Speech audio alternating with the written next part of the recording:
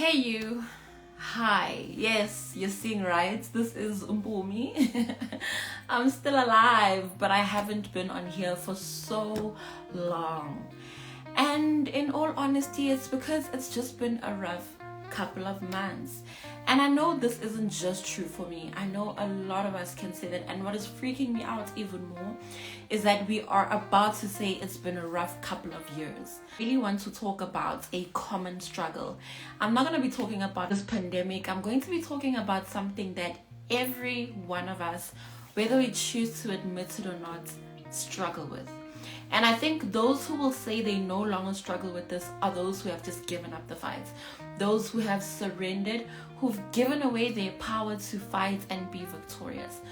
I want us to talk about sin. And I'm not going to be talking to you about what is wrong versus what is right, what you should be doing versus what you shouldn't be doing. No. I think the Holy Spirit does a very good job of speaking to each and every one of our hearts. And unfortunately for others, they grieve the Holy Spirit. But He is insistent. I'm not saying He'll force Himself on you, but the Holy Spirit insists on speaking to us. So I'm not going to be here to try and convict you of anything.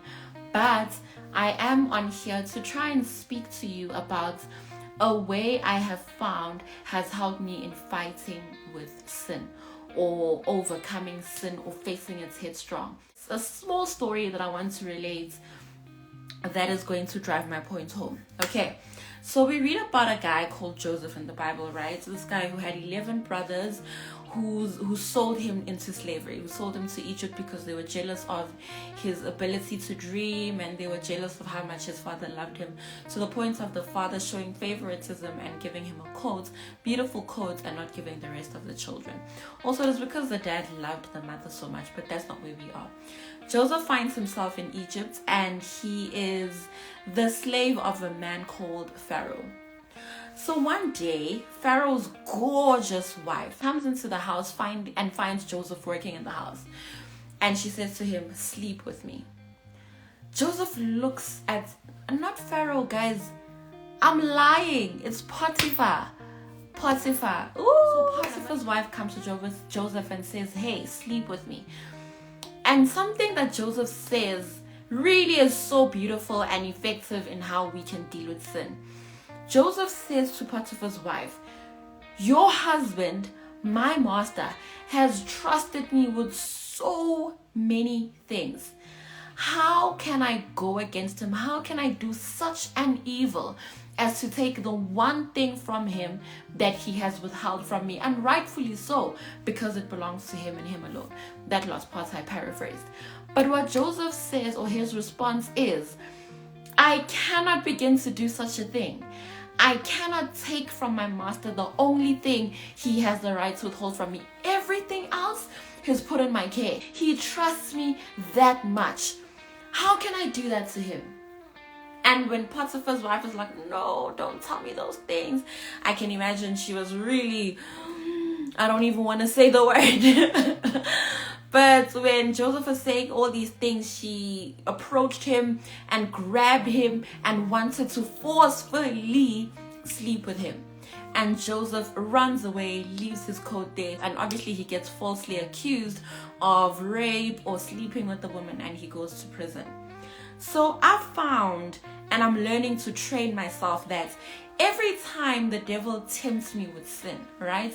Every time I'm faced with a situation where I have to choose between sin and God, because at the end of the day, that's what the choice is between. God, who detests sin, God, who is hurt by sin, and our sin that will give us fleeting temporary pleasure and leave us with long-lasting consequences and sometimes regrets that we just cannot erase. I found that the best way to deal with sin is to say, God has given me so much. God has entrusted me with so much. Why would I go against him in this area and sin? What do I think I will get from this moment, or from this thing, or from this liberty, or from this pleasure that he has not already given me? And if he hasn't already given me those things, it's not because he hates me. It's because he knows that, number one, I can do without.